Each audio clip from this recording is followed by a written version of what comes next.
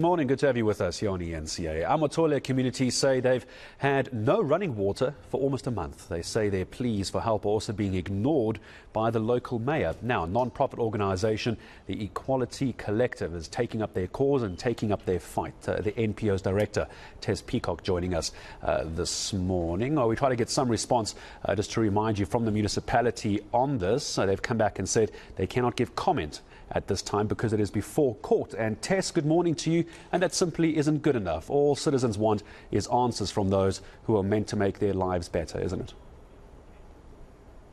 Hi, good morning. Yes, and thank you for having me. I'm the director of the Equality Collective. We're based along the Central Wild Coast in the Mbashe local municipality region, which is one of 6 municipality regions that fall under Amathole District Municipality.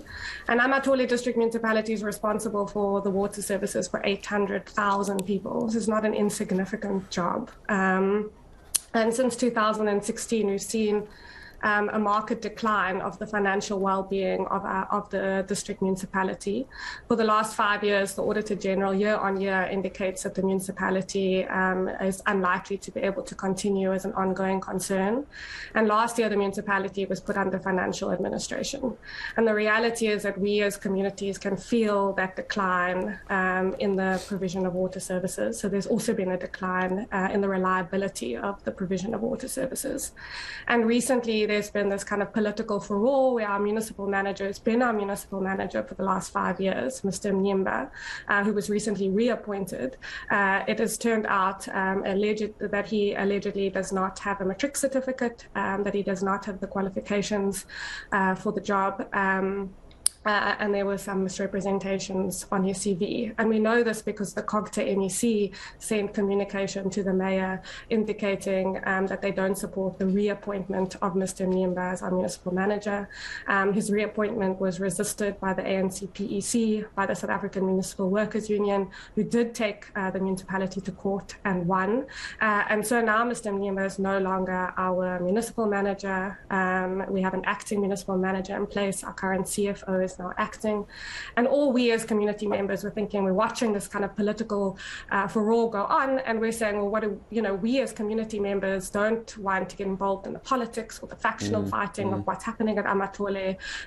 We want to make a simple demand of the mayor is to publicly commit to have a fair and transparent recruitment process where you are willing to and committed to finding someone who's qualified for the position, who can stabilize the municipality and implement a turnaround strategy and using kind of accredited providers and dating agencies to ensure that this person does have the appropriate qualifications. That's the simple request we're making of the mayor. It is a very simple request, Tess. All you're asking is for qualified people to do the jobs that they've been voted in to do and that they're getting paid to do as well. When I talk about not having water for a month, by the time these stories generally make headlines, it's been a much bigger issue for much longer than that. What is the state on the ground at the moment? It's one thing to have new people come in, be more transparent, but in the end, you need water and you need water now. What's the timeline for whoever gets voted in or chosen or elected, whatever the process is,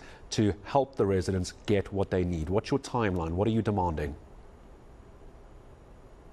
I think water and water now is kind of a rhetoric that seems to apply only in metros and in cities. We as communities go for weeks without water, without any kind of outrage or kind of public commitment to fixing the challenge. We ourselves were without water for a month, the entire month of June. And villages nearby are entering their 7th week without water. And that's kind of copy and pasted across the region. You've got municipalities litigating against Amathole in Trentane. We were reached out by communities near Dutchworth entering their 2nd month without water. You just have to look at Amathole's Facebook page to see like the list of outages that are routinely listed. And the reality is that workers on the ground at Amathole they cannot do their jobs because they don't have the equipment and the means to actually fix and respond to the challenges. And that's because of the financial situation of the municipality. And sadly, that financial situation, again, is not the exception. It's the rule with failing failing district municipalities across the country. And really, we need a national reckoning of how to improve local government in this country, because there's only so much we as communities can do, but absolutely we're not willing to do nothing. Yeah, absolutely. And as I begin to say goodbye to you, Tess, last question. I'm seeing here that the ANC in the last couple of weeks revealing that about 300 million rand has been allocated for service delivery in the 2022-2023 financial year. I'm guessing you're feeling left out of that. It doesn't require much to fix the issues you're talking about. Do you feel that you've been forgotten about in your part of the world? Yeah, I think at the list of priorities, basic services should be up there in the top, alongside with Eskom as an absolute national priority for the national government to help work and fix. As I said, we as communities can't do it alone. We're not willing to do nothing, and we really want citizen voices to come up and through to help and do our role and take our public role to advance accountability at the local government level. But really, the state of local government is at a level where it really needs a national reckoning. And basic services are constitutional rights, and we're not receiving our lawfully legislated legal rights to access to water. And it's a basic human right as well. It's a simple human right that every person should have access to clean running water. Tess, thank you very much indeed. Tess Peacock,